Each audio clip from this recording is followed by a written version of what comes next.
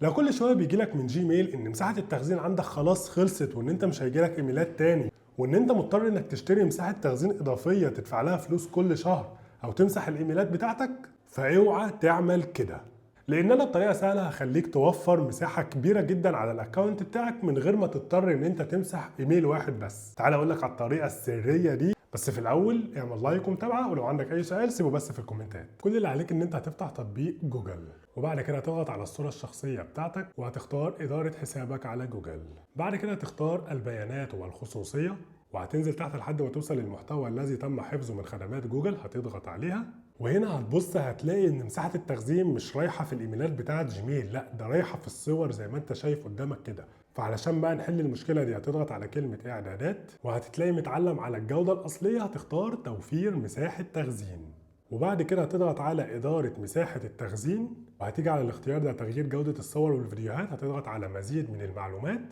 وبعد كده هتضغط على المربع ده اللي هو ادرك انه لا يمكن التراجع عن العمليه، وبعد كده هتختار ضغط الصور والفيديوهات الحاليه، وده علشان يضغط الصور ويقلل شويه من المساحه بتاعتها والحجم بتاعها، فيوفر لك مساحه كبيره جدا في الاكونت بتاعك من غير ما تحذف اي حاجه.